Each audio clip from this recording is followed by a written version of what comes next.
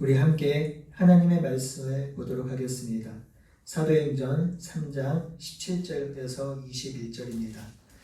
사도행전 3장 17절에서 21절입니다.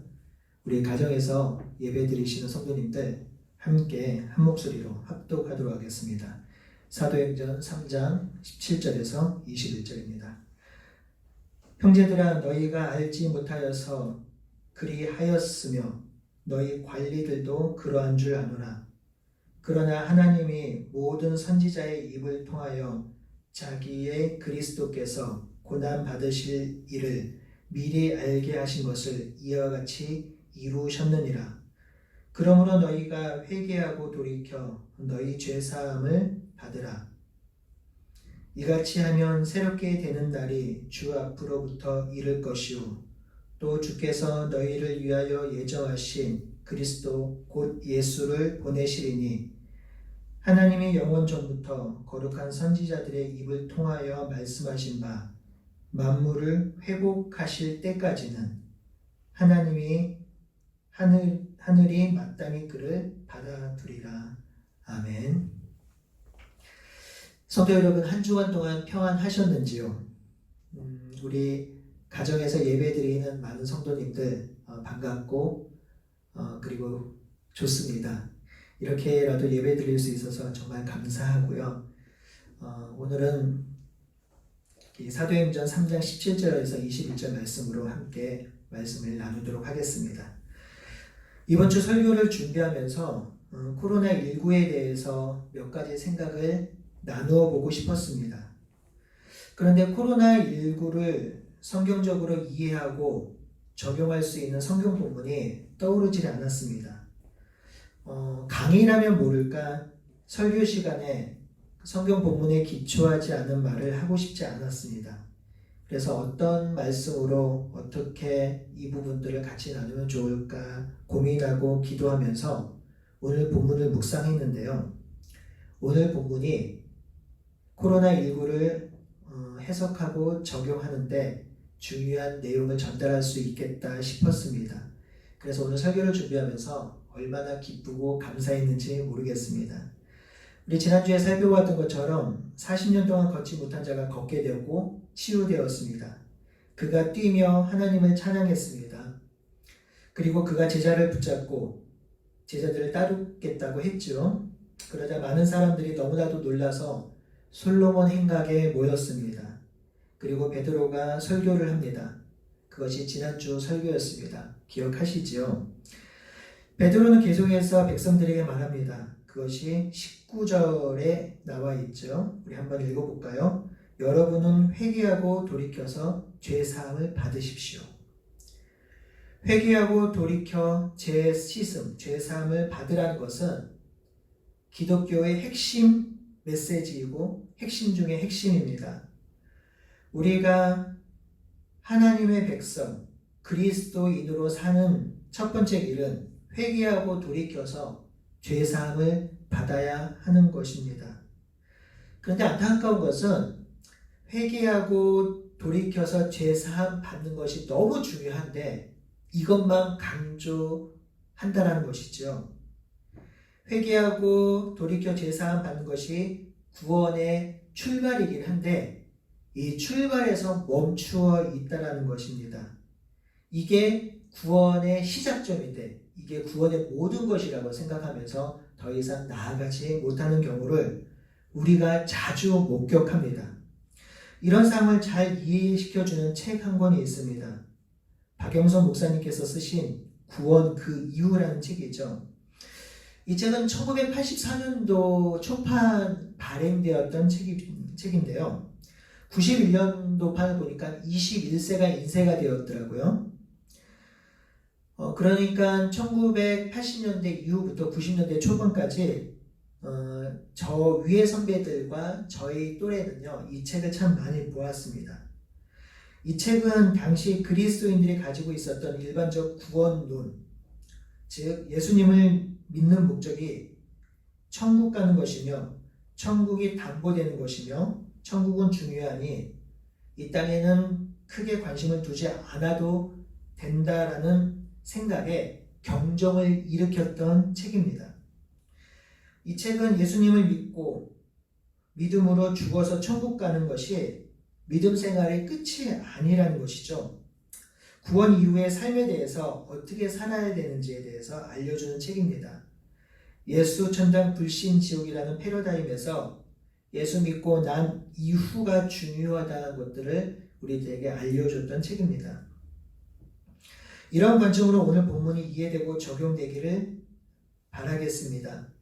신앙생활, 믿음 생활이 회개하고 돌이켜 죄사함을 받는 것으로 끝이 아니라는 것입니다. 오늘 19절에서 21절을 다시 한번 보면요. 너희가 회개하고 돌이켜 너희 죄 없이 함을 받으라. 이같이 하면 새롭게 되는 날이 주 앞에서 이를 것이요. 또 주께서 너희를 위하여 예정하신 그리스도 곧 예수를 보내리니 하나님의 영원 전부터 거룩한 선지자들의 입을 통하여 말씀하신 바 만물을 회복하실 때까지는 하늘이 마땅히 그를 받아두리라. 이렇게 기록하고 있습니다. 회개하고 제사함 받은 후에 두 가지 일이 일어날 거라고 우리들에게 알려주고 있습니다. 첫 번째는 새롭게 되는 날이 주 앞으로부터 이룬다는 것이고요. 두 번째는 예수님께서 만물이 회복하실 때에 이 땅에 오신다는 것입니다. 회개하고 죄사함을 받으면 끝이 아니라 그 이후에 새롭게 되는 날이 이를 것이고 만물이 회복되는 때 예수께서 다시 오신다는 겁니다. 그러니 우리는 회개하고 제사함을 받았다면 새롭게 되는 날을 누리고 만물의 회복을 꿈꾸며 살아야 합니다. 여러분, 우리가 회개하고 돌이켜 제사함을 받고 즉 그리스도인이 된 후에 어떻게 보면 우리의 삶이 왜 이렇게 힘이 없고 재미없을까요? 왜 예수님을 나의 구주로 모시고 살아가는데 기쁨이 없을까요? 구원의 감격과 기쁨은 왜 예수님을 처음 믿을 때 일어나며 그 뒤에는 잘 일어나지 않는 것일까요? 우리가 믿는 주님이 세상을 창조하신 분인데 그 창조주를 믿는 우리의 삶은 왜 그렇게 연약하고 힘들까요? 왜 세상에 지고 돈에 치이고 조금이라도 어려운 일이 생기면 슬프고 낭망할까요? 우리가 이처럼 힘들고 약하게 살아가는 이유는 회개하고 제사함 받은 이후 우리의 삶과 세상이 어떻게 변화될지 잘 알지 못하고 잘 안다 하더라도 믿지 못하기 때문입니다. 오늘 19절에서 21절은 사도행전의 종말론이라고 할 만큼 아주 중요한 내용을 담고 있습니다. 이 종말 사상이 바르게 설정되어야 우리가 기쁘고 힘있고 권세 있고 당당하게 살아갈 수 있는 것이죠. 그러니 오늘 저는 19절에서 21절 베드로가 말하고 있는 종말론을 살펴보고 이 종말론을 통해서 저와 여러분의 삶이 새 힘과 새로운 소망으로 넘치기를 기대하고 소원합니다. 첫 번째로요, 베드로는 회개하고 죄사함을 받으면 새롭게 되는 날이 이른다고 하였습니다. 우리는 이 시대를 살아가면서 두 가지를 경험하며 삽니다. 하나는 현재적 심판이에요. 이 현재적 심판은 하나님을 등지고 예수 그리스도를 거부함으로 경험하는 어쩔 수 없는 고통입니다. 로마서 1장에 잘 설명되어 있지요. 로마서 1장 29절에 보면 이 땅의 사람들이 모든 불의와 추악과 탐욕과 악의가 가득한 자요 시기와 살인과 분쟁과 사기와 악독이 가득한 자요 수군수군하는 자라고 기록하고 있습니다. 이 땅에 사는 사람들이 이렇게 살아가요. 그러니 이 땅에 사는 삶의 모습, 사람들이 얼마나 힘들고 얼마나 외롭고 얼마나 강박할까요? 이렇게 살아가니 사람을 두려워하기도 합니다. 그 두려움은 분노로 변하고 분노는 혐오하는 세상을 만들어냅니다. 서로 사랑해도 부족한 세상에 이런 두려움과 분노와 혐오로 살아가니 얼마나 힘들고 어려울까요? 이것이 이 땅에 사는 사람들이 당하는 현재적 심판이고 고통입니다. 우리도 이 땅을 사랑하기 때문에 이 현재적 심판에 노출되어 있습니다.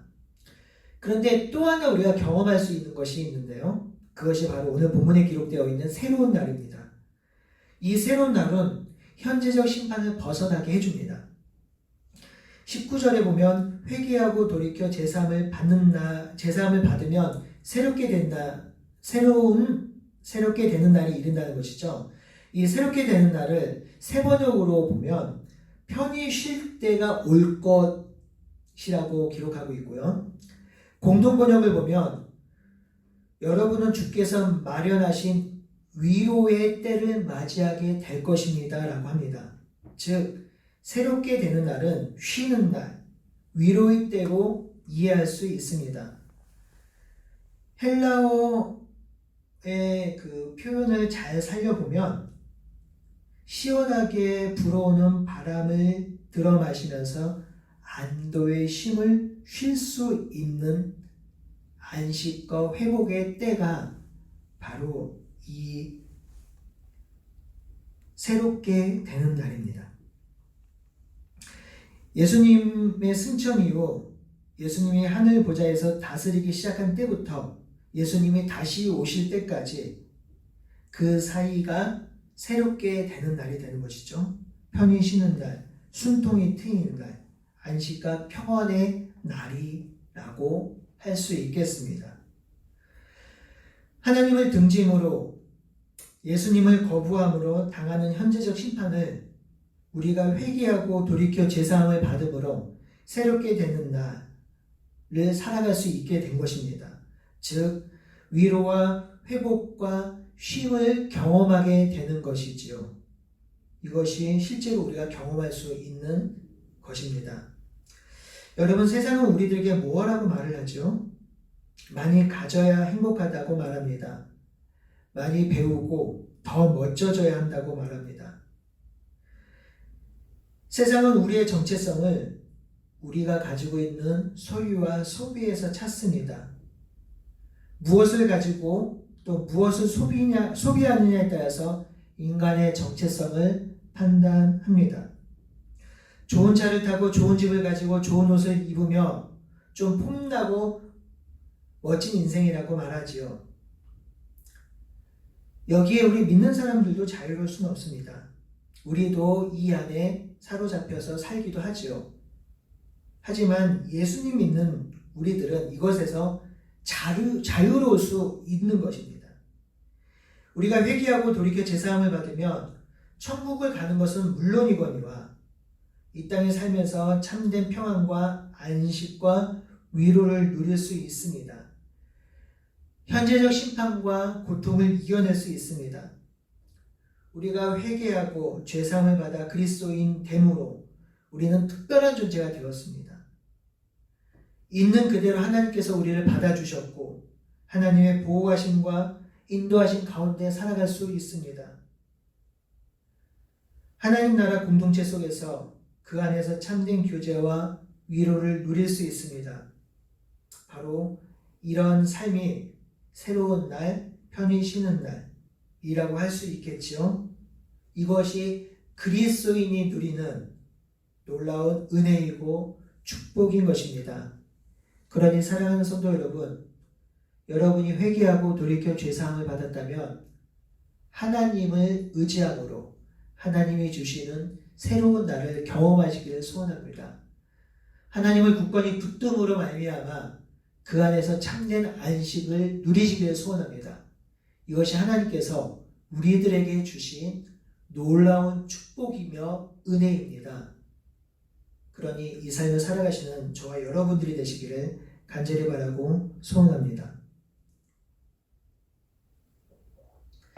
베드로는 두 번째로 회개하고 제사함을 받은 후에 만물의 회복이 펼쳐진다고 하였습니다.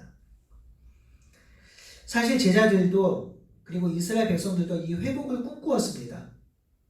회복이 되길 소원했습니다.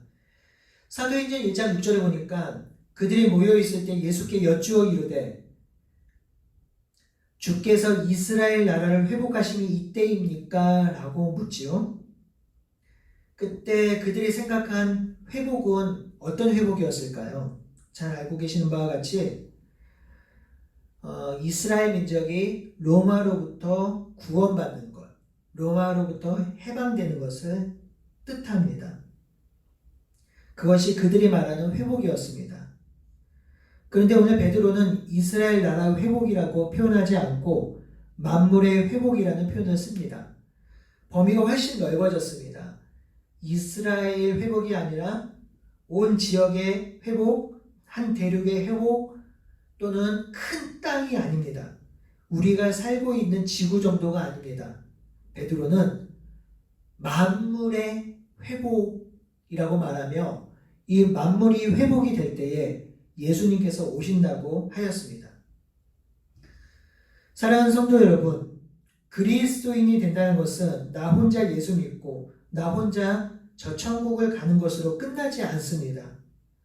지금도 이 패러다임에만 갇혀 있다면 우리는 이 땅에서 하나님이 주시는 완전한 기쁨을 누리지 못하며 우리가 살아가야 할 이유도 찾지 못하게 됩니다. 그냥 살다가 죽어서 천국 간다면 도대체 이 땅의 삶은 어떤 의미가 있을까요? 만약 천국이 최종 목적지가 된다면 그냥 우리를 천국으로 빨리 데려가시면 될 것이지 왜 이 땅에 남겨서 이 땅에서 그리스도인으로 살라고 하실까요? 사도 베드로는 우리에게 분명히 말해주고 있습니다. 만물의 회복, 즉 우주적 회복이 올 때 예수님이 이 땅에 다시 오실 것이라고요.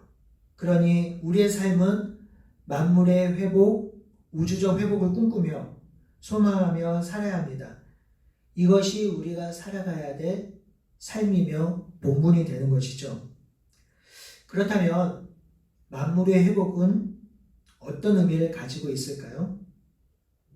이 질문에 답하려면 만물이 왜 깨어졌는지를 살펴보면 의외로 답이 쉽게 나올 수 있습니다. 여러분, 만물이 왜 깨어졌을까요? 왜 회복이 필요할까요? 그것은 하나님의 다스림이 깨어졌기 때문입니다. 하나님이 처음 창조하셨던 그 에덴이란 땅은 하나님의 완전한 다스림이 있었던 곳입니다. 하나님의 완전한 통치가 있었지요. 하나님은 인간을 다스리고 인간은 피조세계를 다스렸습니다. 하나님께서 다스리는 하나님의 완전한 다스림은 그 땅이 정의롭고 평화롭고 의의 나라였습니다. 그 땅에는 참된 안식과 기쁨이 있었습니다. 그런데 그 다스림이 깨어진 거예요. 아담과 하와가 하나님의 다스림을 거부함으로 하나님의 다스림이 깨어진 것입니다. 하나님의 다스림을 거부한 인간은 더 이상 온 피조세계를 다스릴 수 없게 되었습니다. 인간이 피조세계를 다스릴 수 없게 되자 만물은 파괴되고 혼돈에 빠졌으며 하나님을 향해 서 있을 수 없는 세상이 되었습니다. 그러므로 만물이 회복된다는 것은 하나님의 다스림이 회복된다는 것입니다. 온 우주가 회복된다는 것은 하나님의 다스림이 온 우주에 미치고 회복된다는 것을 의미합니다. 그것이 만물의 회복, 우주적 회복입니다. 이 만물의 회복, 우주적 회복을 하나님께서는 우리들에게 기대하고 우리들에게 이루라고 말씀하셨습니다. 그러니 우리의 사명, 우리가 살아가는 삶의 목적이 바로 이것입니다. 만물의 회복, 우주적 회복을 꿈꾸며 살아가는 것, 바로 이것이 우리의 삶의 목적이지요. 이 만물의 회복, 우주적 회복을 꿈꾸며 살아갈 때의 그 첫 출발점이 뭐가 되는지 아시지? 뭐가 되는지 오늘 본문이 기록해주고 있습니다. 그것이 바로 19절입니다. 회개하고 돌이켜 죄 없이함을 받으라. 이것이 만물의 회복의 출발점입니다. 방금 제가 만물이 왜 깨어졌다고 말씀드렸죠? 왜 우주가 깨어졌다고 말씀드렸죠? 바로 인간이 하나님의 다스림을 거부하고 인간이 하나님을 등졌기 때문입니다. 인간이 하나님의 다스림을 거부하니 온 세상을 하나님께서 말씀으로 다스릴 수 없게 된 것입니다. 그러니 만물이 회복되려면 제일 먼저 인간이 다시금 하나님 안으로, 하나님의 말씀 안으로 들어와야 합니다. 인간이 하나님의 다스림을 따라야 합니다. 자기가 주인 되어 살던 삶, 자기 마음대로 살던 삶, 그 삶을 회개하고 그 삶에 돌이켜서 자기가 주인 되어 사는 삶을 내려놓고 죄사함을 받아서 하나님께 나와야 합니다. 이것이 먼저죠. 이것이 기초이며 기본입니다. 이것이 없으면 아무리 선한 일을 하고 아무리 좋은 일을 한다 해도 만물이 회복되지 않습니다. 그러므로 회개 없이, 돌이킴 없이, 죄의 고백 없이 만물이 회복되지 않아요. 그렇기 때문에 이 세상 사람들에게 소망을 걸 수 없는 것이죠. 세상에 선한 사람도 있고 도덕적인 사람들도 있고 의식이 있는 사람들도 있습니다. 그리고 지적인 사람들도 있고요. 착한 사람도 있습니다. 그런 사람들에 의해서 세상은 조금은 살만한 세상이 될 수도 있겠지요. 그들에 의해서 세상은 조금 나은 세상이 될 수도 있겠습니다. 하지만 우리가 분명히 기억해야 하는 것은 그런 행위와 그런 삶으로 이 땅이 회복되지는 않습니다. 만물의 회복은 회심으로 시작합니다. 회개로 시작합니다. 죄의 돌이킴으로부터 시작합니다. 죄를 회개하고 돌이켜 제사함을 받은 후에 그들에 의해서 만물의 회복이 시작되는 것입니다. 그러므로 만물의 회복은 회심한 그리스도인에서 시작이 되는 것이죠. 저와 여러분들에게 주어진 사명이 바로 이것입니다. 회개하고 돌이켜 제사함을 받은 후에 천국으로 바로 가는 것이 아니라 그것으로 끝나는 것이 아니라 우리는 이 땅 가운데 만물의 회복, 우주적 회복을 위한 삶을 살아야 합니다. 그것이 저와 여러분들에게 주어진 사명이라는 것이죠. 이것이 우리가 꿈꾸고 소망해야 하는 것입니다. 제가 우리 하나둘의 교회 사명이 하나님 나라를 위한 건강한 교회라고 말씀드렸지요. 하나님 나라는 하나님이 다스리는 나라입니다. 하나님이 다스리는 것이 만물이 회복되는 것입니다. 그러니 하나님 나라를 위한 교회는 하나님의 다스림을 확장하는 교회입니다. 하나님의 다스림을 확장하는 교회가 만물을 회복하는 교회입니다. 그러니 하나님 나라 다스림, 만물의 회복, 이것은 같은 의미로 사용될 수 있습니다. 하나님 나라를 위한 하나둘의 교회는 하나님의 다스림을 위한 교회이며 만물의 회복을 위한 교회가 되는 것입니다. 그런 교회가 되고 그런 꿈을 꾸는 저와 여러분들이 되면 정말 좋겠습니다. 여러분, 이런 꿈이 청년들의 소망이 되어서는 안 돼요. 40대, 50대, 60대도 계속해서 꿈꾸어야 하는 것입니다. 우리의 삶과 목적이 만물의 회복에 있어야 하는 것이죠. 저는 이 만물의 회복, 이 우주적 회복을 꿈꾸며 살고 싶습니다. 저와 여러분들이 이것들을 꿈꾸며 살았으면 좋겠습니다. 하나님께서 나중에 저에게 물어보실 때, 창현아, 뭐하다 왔니?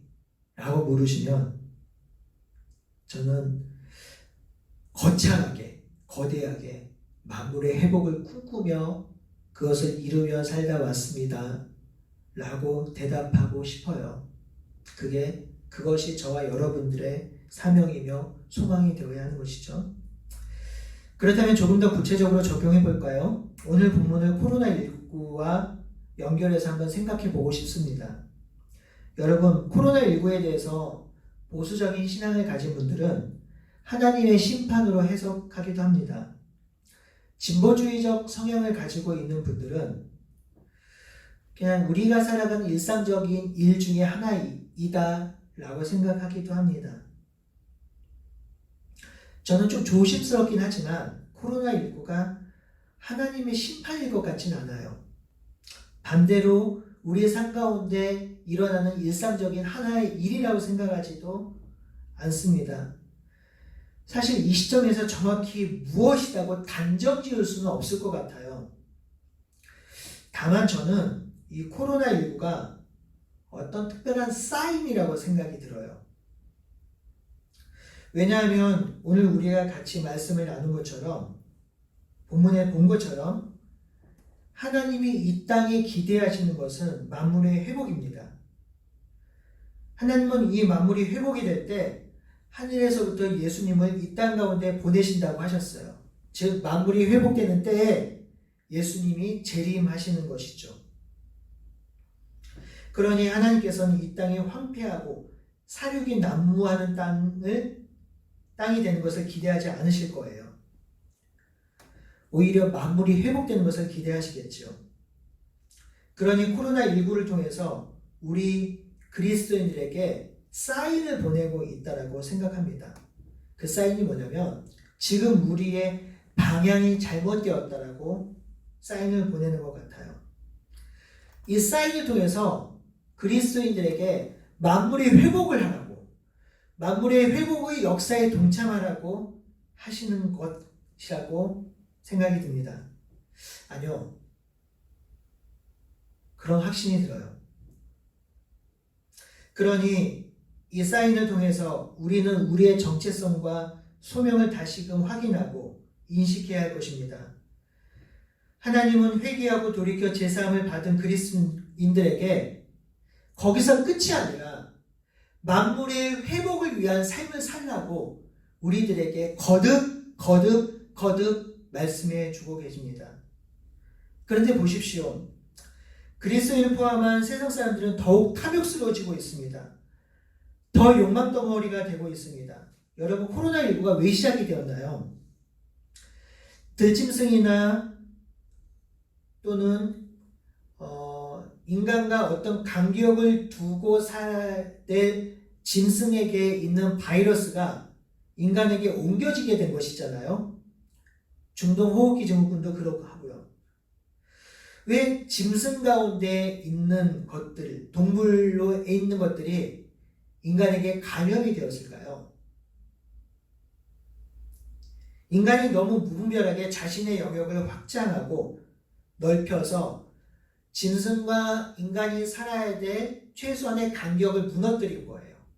그러니까 그들이 살아야 될 삶의 영역이 있을 텐데 우리의 욕망과 탐욕으로 그 간격을 넘어버린 것입니다.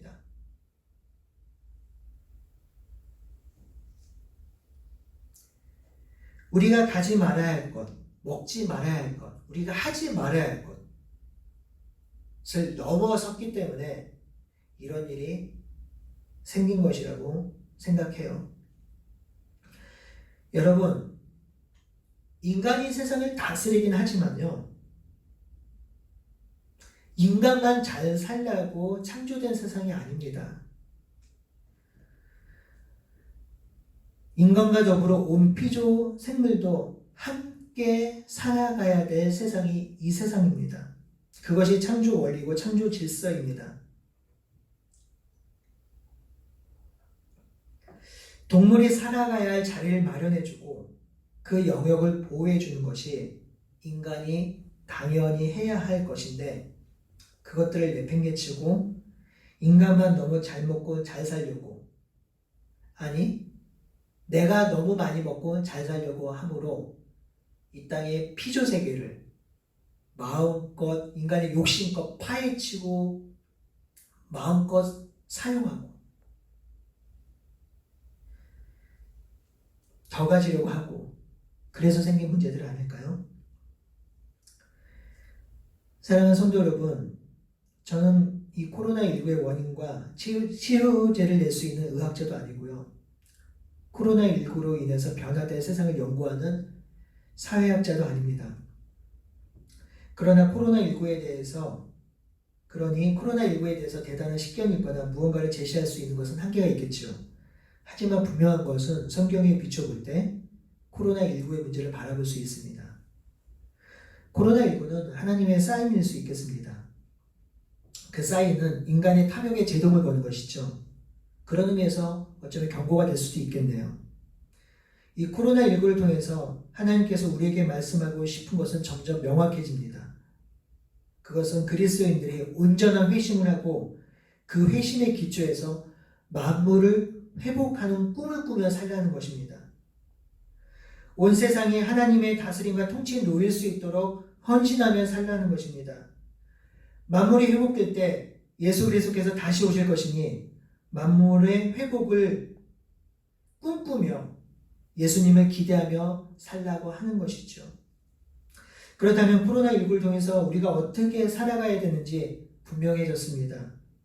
저와 여러분, 우리가 조금만이라도 우리의 탐욕과 욕심을 내려놓읍시다. 나를 위한 삶, 내가 잘 먹고 잘 사는 것에 집중했다면 이 파괴된 만물이 회복되도록 우리의 삶을 재편하는 것입니다. 그리고 만물의 회복을 꿈꾸는 그리스도인들이 두려움을 벗고서 이웃을 진정으로 사랑하는 것입니다. 그리고 주위를 돌아보아야 합니다. 제가 마음이 아프고 좀 마음에 어려운 것이 있습니다. 이웃과 연약한 교회에 죄스러운 마음이 좀 있어요. 그리고 우리 교회가 이웃과 사이를 위해서 할 수 있는 것이 있는데 좀 가만히 있는 것 같아서 마음이 좀 어렵습니다. 사실 사회가 우리에게 가만히 있으라고 합니다. 그래서 우리는 가만히 있지요. 이것은 이상한 것이 아닙니다. 가만히 있고 사회적 거리 두기는 사회의 안전을 위해서 우리가 실천해야 하는 것입니다. 그러나 가만히 있으라고 해서 만물을 회복하는 삶, 사랑의 실천과 이웃의 돌봄까지 가만히 있으라는 것은 아니겠지요. 지난주 분당 우리 교회에서 미자리 교회 월세 대납 운동을 시작했습니다. 이 시기에 예배를 드릴 수 없기 때문에 미자리 교회가 정말 힘들지요. 그래서 이 분당 우리 교회에서 신청서를 내면 월세를 내지 못하는 미자리 교회에 월세를 대납해주는 일을 하고 있습니다. 제가 함께 기도하고 사역을 공부하는 하나님 나라 복음 네트워크는 지난주와 지지난주에 대구 경북 지역의 네트워크 교회를 위해서 헌금하기 시작했습니다. 제가 지금 어떤 헌금을 하자, 또 뭐를 하자 그런 제안을 하는 것은 아닙니다. 다만 우리가 코로나19로 인해서 너무 의기소침해 있지 말자는 이야기입니다. 오해 마십시오. 막 돌아다니자는 이야기가 아닙니다. 우리에게는 컴퓨터가 있고 우리에게는 스마트폰이 있습니다. 우리에게 조금의 여유가 있으면 스마트폰을 활용해서 얼마든지 이웃과 지체들을 도울 수 있습니다. 또한 우리에게 시간의 여유가 생겼습니다. 이때 말씀을 좀 깊이 있게 묵상했으면 좋겠습니다. 코로나19를 통해서 하나님이 우리에게 무슨 말씀을 하시는 것일까? 우리가 어떤 삶을 살아가면 좋을지 묵상하는 시간들을 많이 가지면 좋겠습니다. 그동안 너무 바쁜 일상으로 묵상할 시간이 없었다면 이제는 강제적으로 주어졌으니 하나님 나라 그리고 하나님의 뜻들을 생각하며 묵상하고 또 성경을 읽어가기를 소원합니다. 그리고 조금 더 기도합시다. 조금 더 진지하게 기도합시다. 이 기도의 폭을 넓혀서 미자리 교회를 위해서 기도합시다. 그리고 교회가 분열되지 않도록 기도합시다. 예배를 드리는 교회도 있고 예배를 드리지 않는 교회도 있는데 이 교회들 사이에 간극이 생기고 서로 비방을 하기도 합니다. 교회가 연합되고 하나 될 수 있도록 기도합시다. 정말 우리가 이 시대에 나하고 다른 생각을 가진 사람들을 혐오하고 갈라서는 이 시대를 놓고 기도합시다. 자주 만날 수는 없지만 자신이 속해 있는 두레와 두레원들을 위해서 기도합시다. 그리고 이 상황 가운데 아프고 힘든 지체들도 많이 있어요. 우리 은주자매 부모님이라든지 또 정창원 성도님이라든지 이 시기에 정말 더 기도하는 우리가 됩시다. 사랑하는 성도 여러분, 회개하고 돌이켜 죄 사함 받은 이후의 삶이 중요해요. 새로운 날이 이르할 것이니 그 새로운 날을 누려야 하고요. 만물의 회복이 된 후에 예수님께서 다시 오신다 하셨으니 만물의 회복을 꿈꾸며 살아야 합니다. 그것이 우리의 삶의 본질이고 목적이고 교회의 존재 목적입니다. 저와 여러분들이 그런 삶, 그런 인생을 살아가는 저와 여러분들이 되시기를 간절히 바라고 소원하겠습니다. 기도하겠습니다. 하나님, 우리에게 하나님의 백성 되게 하여 주시고 하나님의 사랑 가운데 거할 수 있도록 인도해 주시니 참으로 감사드립니다. 하나님 아버지, 우리가 회개하고 죄 사함을 받았습니다. 그것으로 끝나지 않게 하여 주시고 우리가 새로운 삶, 새로운 날을 기대하며 살게 하시고 만물의 회복을 꿈꾸며 살아갈 수 있도록 인도하여 주시옵소서. 이 코로나19로 인하여 우리가 위축되지 않게 하시고 오히려 이때 저희가 더 깨어 기도하게 하시고 더 사랑하게 하시고 더 지체와 이웃을 돌볼 수 있도록 인도하여 주시옵소서. 만물의 회복을 꿈꾸며 살아가게 하여 주시옵소서. 우리가 만나지 못하고 교제하지 못하지만 우리가 가지고 있는 많은 미디어를 통해서 지체를 돌아보며 마음을 한 곳에 모으며 사랑할 수 있는 우리가 될 수 있도록 인도하여 주시옵소서. 하나님, 우리가 다시 만날 그날까지 하나님께서 우리를 지키시고 인도하시고 보호하여 주시옵소서. 살아계신 예수님의 이름으로 기도드리옵나이다. 아멘.